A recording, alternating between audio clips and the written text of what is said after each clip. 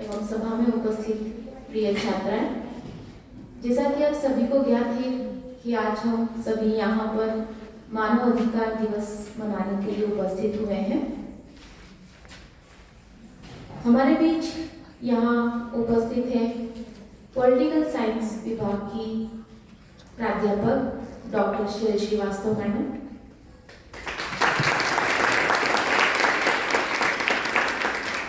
अमृत महोत्सव प्रभारी professor Vinita Verma madam,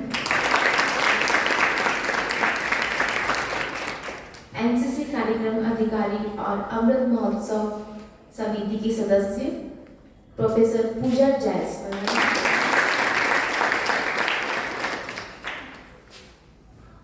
यहाँ हम दिवस मनाने के लिए एकत्रित तो हुए हैं, लेकिन ये दिवस क्यों मनाया जाता है, इसके पीछे कारण क्या है, इसीलिए इस उद्देश्य से इस कार्यक्रम का आयोजन किया जा रहा है।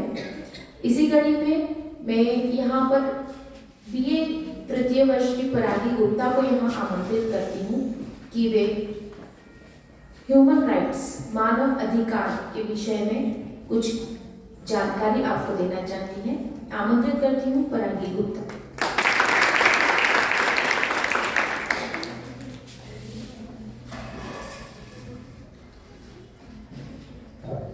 नमस्कार। सर्वप्रथम सम्मानीय मंच को नमन करती हूँ और सभा में उपस्थित आदरणीय प्राध्यापकगण और मेरी प्यारी मित्रों, आप सभी को मानव अधिकार दिवस की शुभकामनाएं।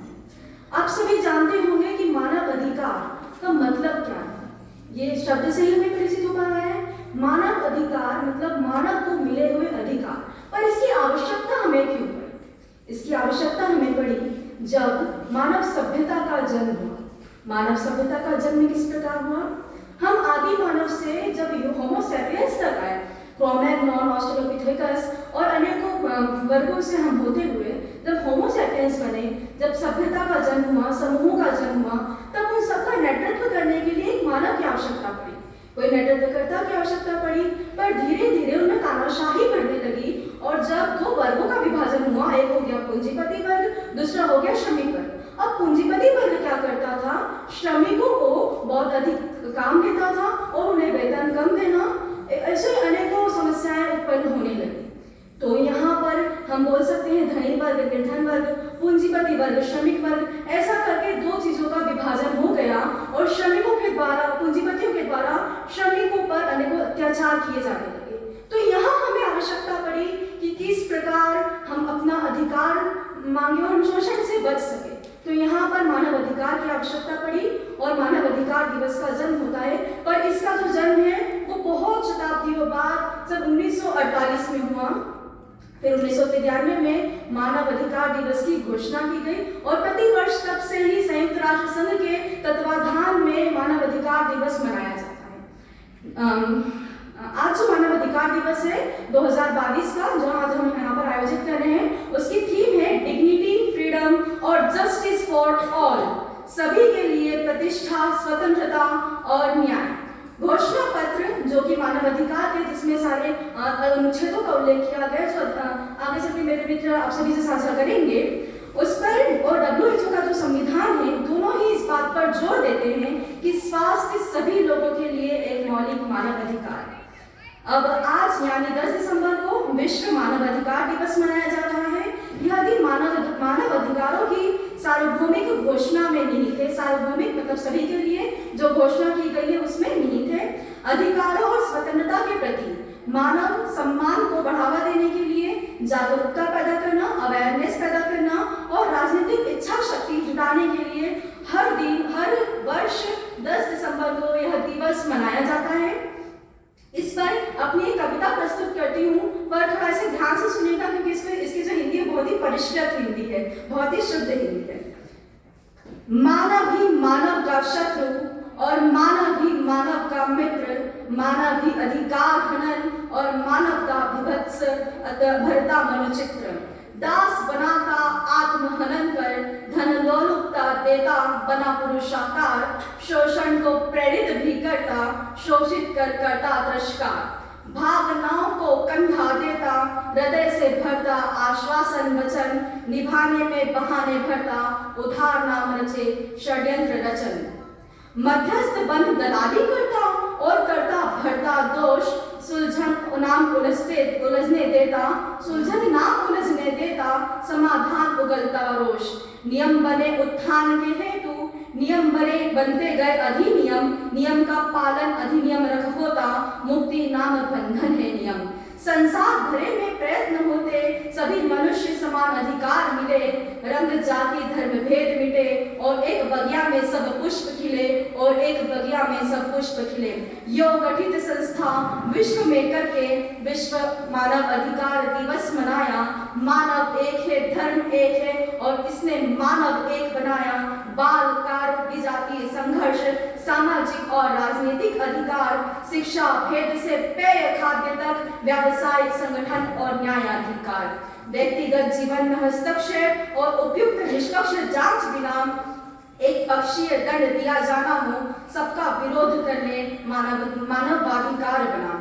यो मानवाधिकार दिवस बनाओ और जुड़ो संस्था मानव अधिकार, मानव बनो, मानव संग होकर मानव धर्म अपनाओ, और मानव दे प्यार, और मानव दे बना प्यार, आओ बनाए ये दिवस मानव अधिकार। धन्यवाद।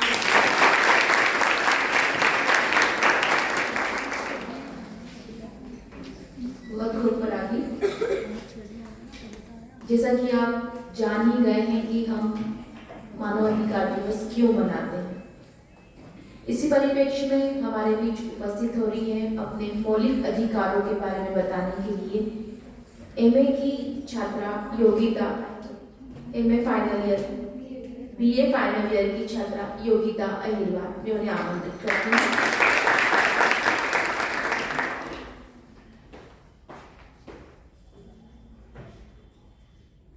Good afternoon everyone and my dear respected teachers. Thank you for having me here. My name is Yogita Hirwar from class BA final year. I am going to speaking few words to you today about human rights and fundamental rights. Fundamental rights से आप समझते हैं आपके मौलिक अधिकार, तो आज मैं आपको आपके मौलिक अधिकारों से अवगत कराती हूँ।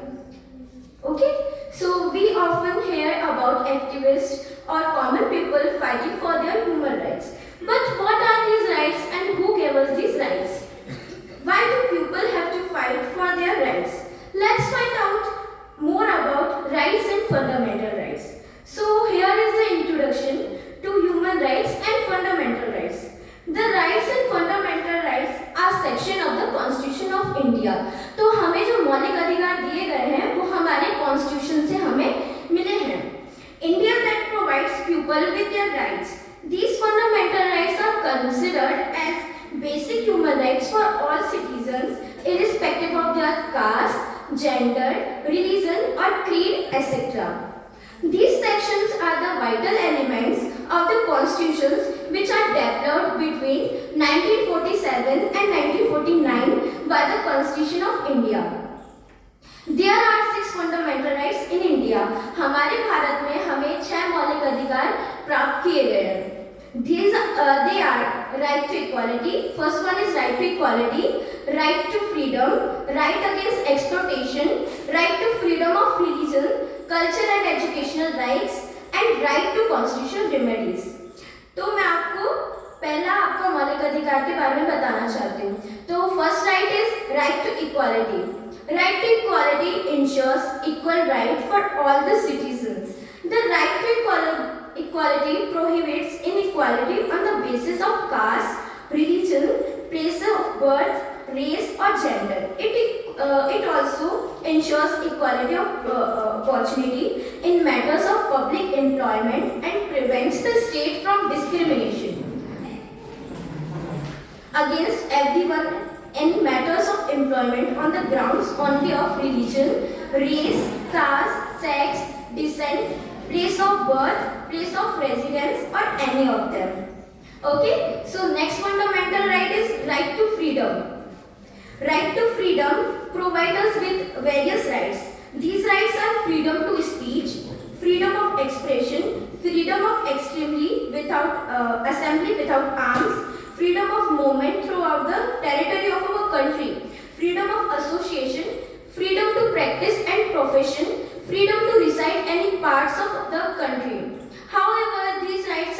own restrictions. Okay, so third fundamental right is right against exploitation.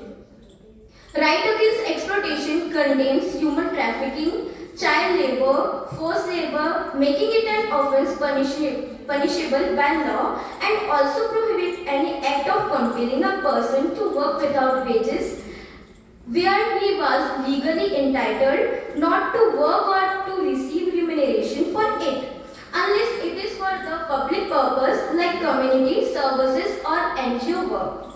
Okay, so fourth fundamental is right to freedom of religion. Right to freedom of religion guarantees religious freedom and ensures secular state in India.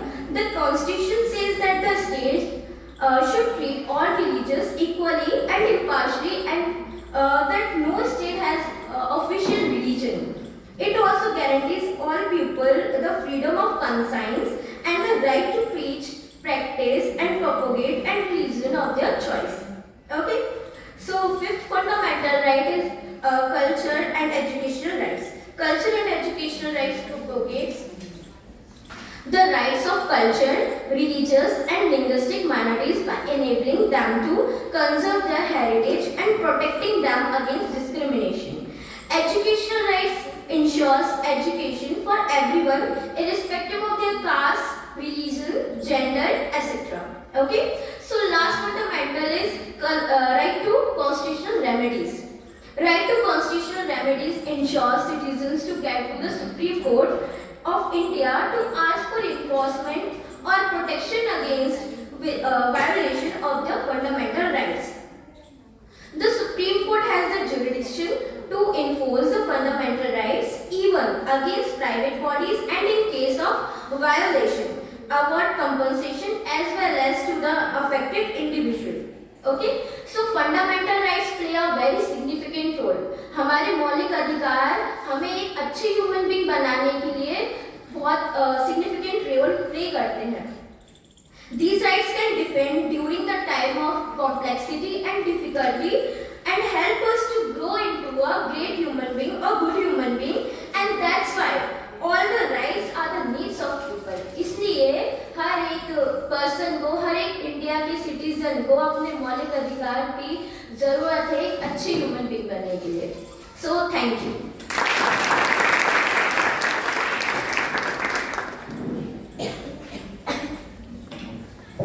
Thank you बेटा, आपने बहुत अच्छे से human fundamental rights के बारे में बताया. जैसे कि आप सभी जानते हैं, हम आज यहाँ मानव अधिकार दिवस सेलिब्रेट कर रहे हैं.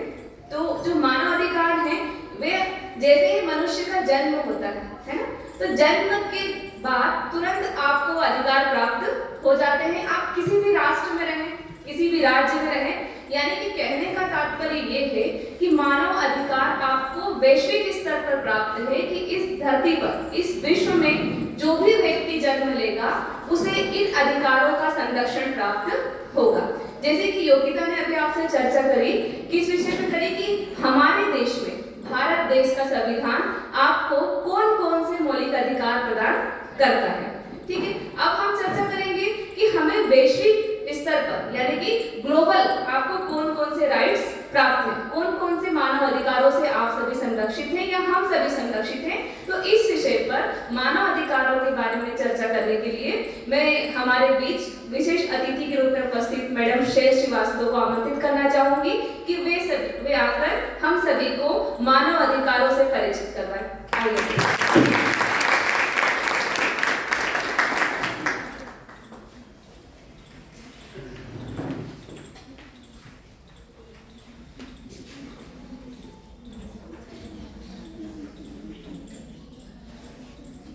सम्मानीय मंच और यहाँ उपस्थित सभी हमारे ये स्टूडेंट्स, आज हम सभी यहाँ मानव अधिकार दिवस मनाने के लिए उपस्थित हुए हैं. जैसा कि आपको मालूम, मानव अधिकार दिवस प्रतिवर्ष अंतर्राष्ट्रीय मानव अधिकार दिवस 10 दिसंबर को मनाया जाता है. तो कह रहे कि ये क्यों मनाया जाता है, कह रहे कि जन जागरूकता लाने के लिए, जन जागरूकता लाने के उद्देश्य से प्रतिवर्ष संयुक्त राष्ट्र संघ या पर्टिकुलर कोई देश कोई विशेष तिथियां निर्धारित कर देता है. तो संयुक्त राष्ट्र संघ ने मानव अधिकार दिवस के लिए 10 दिसंबर, चूंकि हमने उस दिन 10 दिसंबर 1948 को संयुक्त राष्ट्र सभा में इस प्रस्ताव को स्वीकार किया था, तो 10 दिसंबर को ह्यूमन राइट डे के रूप में हम इसको सेलिब्रेट करते हैं। केवल किसी किसी तो वर्ष को ही किसी पर्टिकुलर नाम से संयुक्त राष्ट्र संघ घोषित कर देता है कि ये वर्ष इस महिला वर्ष मनाया जाएगा, ये बाल वर्ष मनाया जाएगा। तो मेरे पर्टिकुलर तिथियां भी इसीलिए कर दी गई कि हमको उस पर्टिकुलर डेट पे हमें याद रहे कि हमें जिस चीज़ के लिए वो दिन निर्धारित किया गया हम उस चीज़ के लिए प्रति हम जागरूक बने और उस चीज़ के प्रति सचेत रहे, उसके उस दिशा में कार्य करते रहें। तो कह रहे आज के समय में कह रहे कि मानव अधिकार का वर्तमान समय एक बहुत चर्चित और एक बहुत चिंतनशील विषय है। आज सत्ता के गलियारों से लेकर गांव की गलियों तक हर जगह मानव अधिकारों की चर्चा होती रहती है। और कह रहे मानव अधिकार मनुष्य के जब से मनुष्य अस्तित्व में आता तब से ही उसके कोई अधिकार प्रारंभ हो जाते हैं। दूसरे विश्व युद्ध के बाद से क्या स्थिति बनी थी, इतने ज़्यादा अत्याचार मानव को हुए थे, मानव के ऊपर इतने ज़्यादा अत्याचार हुए थे कि ये सोचा गया, मतलब अत्याचार तो हमेशा से समाज वर्गों में बटा रहा, अत्याचार तो हमेशा से होते रहे। लेकिन सेकेंड वर्ल्ड वॉर के बाद विश्व के ठेकेदार महाशक्तियाँ हैं, संयुक्त राष्ट्र नामक अंतर्राष्ट्रीय संस्था बनी। तो इस दिशा में सोचा गया कि कुछ ऐसे प्रयास करने लगे कि मानव की गरिमा, मानव की प्रतिष्ठा, प्रत्येक मनुष्य बराबर, इस दिशा में हम कोई कठोर मतलब कोई ठोस डिसीजन ले सके। तो फिर इसी दिशा में जो संयुक्त राष्ट्र महासभा के चार्टर में कहा गया है, संयुक्त राष्ट्र ये विश्वास करता है कि कुछ ऐसे मानव अधिकार हैं जो कभी भी छीने नहीं जा सकते। प्रत्येक मानव की गरिमा है और सभी स्त्री पुरुष के समान अधिकार हैं। इसी घोषणा के परिणाम स्वरूप यूएनओ ने 10 दिसंबर 1948 को मानवाधिकार की सार्वभौमिक घोषणा को अंगीकार किया। विश्व में किसी भी मनुष्य के साथ भाषा, नस्ल, रंग, लिंग, धर्म, संपत्ति, राजनीति के आधार पर भेदभाव नहीं किया जा सकता। इसके अलावा से इसमें परागी ने बताया कि मानव अधिकार को लेकर संयुक्त राष्ट्र द्वारा परिस्थिति और दशा को लेकर हर प्रत्येक वर्ष को एक थीम निर्धारित की जाती है और 2022 की भी थीम है dignity, freedom and justice for all. सभी के लिए गरिमा, स्वतंत्रता और न्याय। सभी व्यक्ति बराबर हैं, किसी के साथ कोई भेदभाव, सबकी अपनी गरिमा है, सभी को स्वतंत्रता मिलनी चाहिए और सभी के लिए न्याय उपलब्ध होना चाहिए।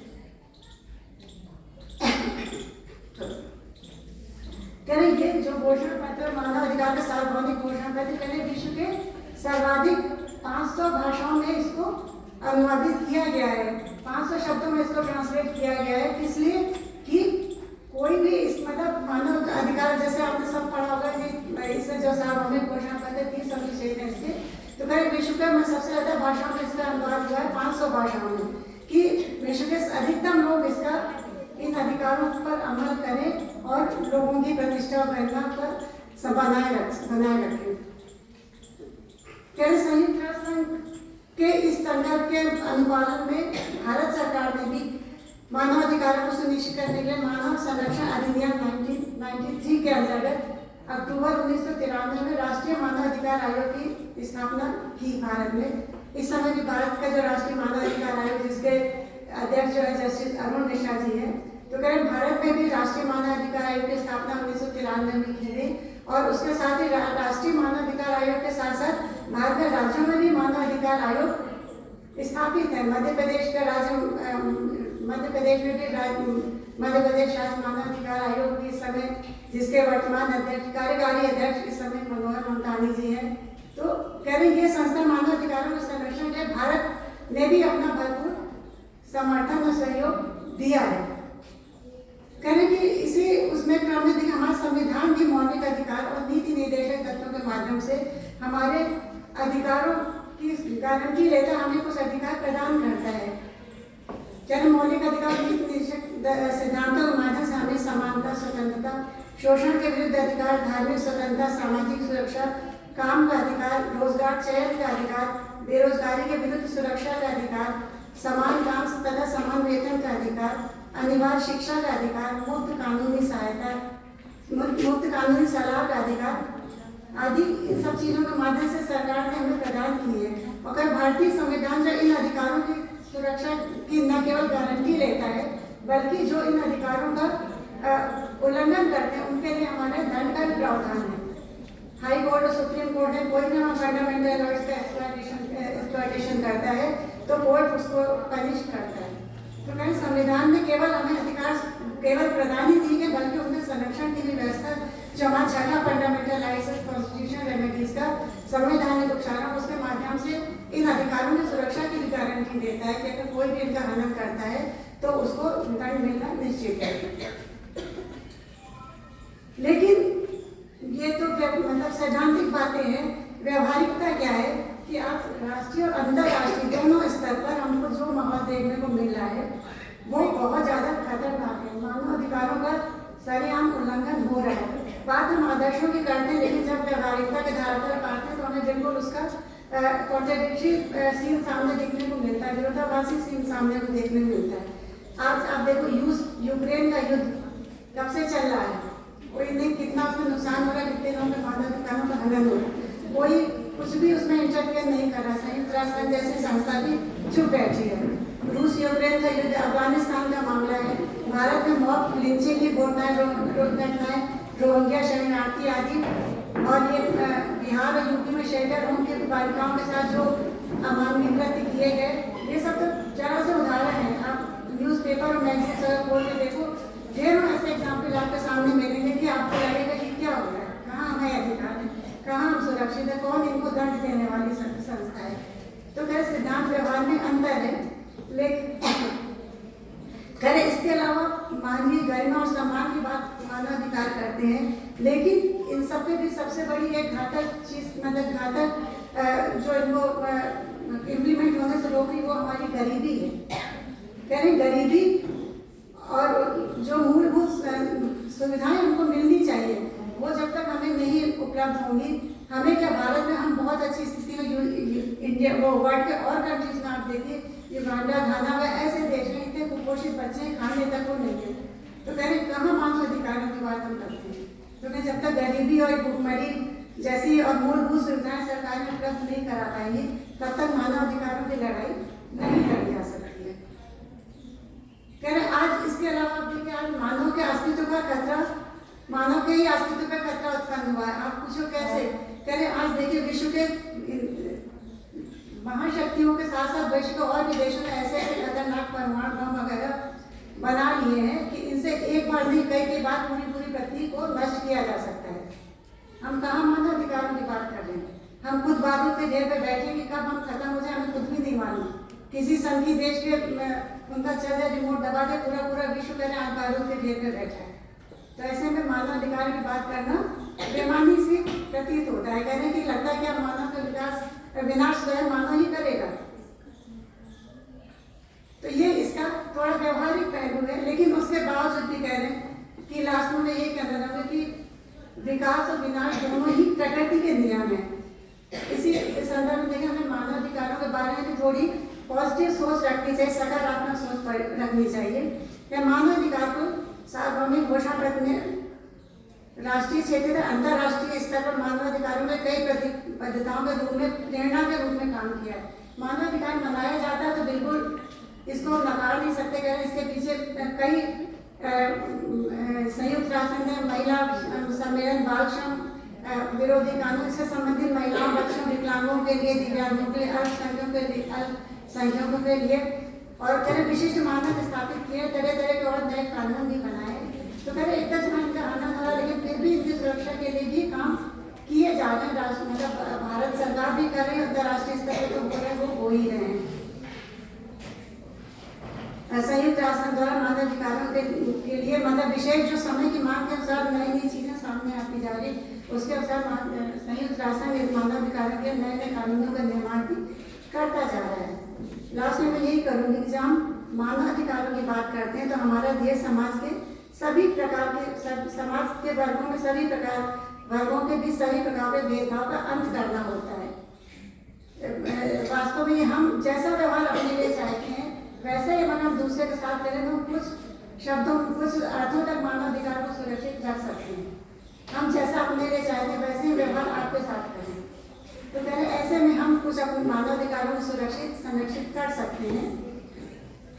और मानव कहने की मानव अधिकार दिवस इस कक्ष में मना रहे, इसके बाहर भी अगर हम थोड़ा मानवीयता के आधार पर अपने मानव होने का देते हैं तो इस दिशा में एक हम अपना सार्थक प्रयास हमारा हो सकता है। लास्ट में इतना ही कहूँगी, सबको happy human right day, fight for rights and remember your duties. जय भारत।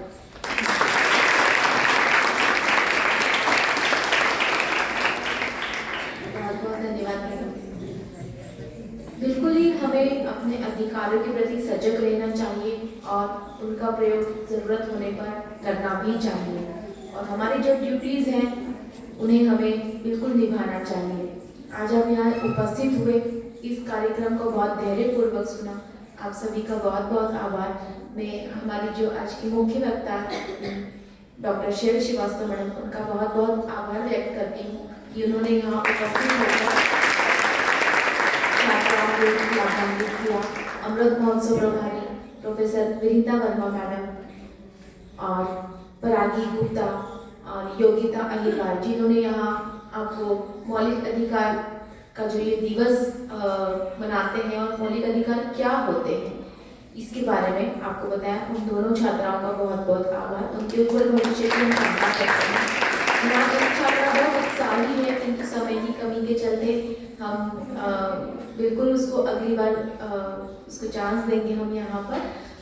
आप सभी ने बहुत धैर्यपूर्वक सुना, उसके लिए बहुत बहुत धन्यवाद।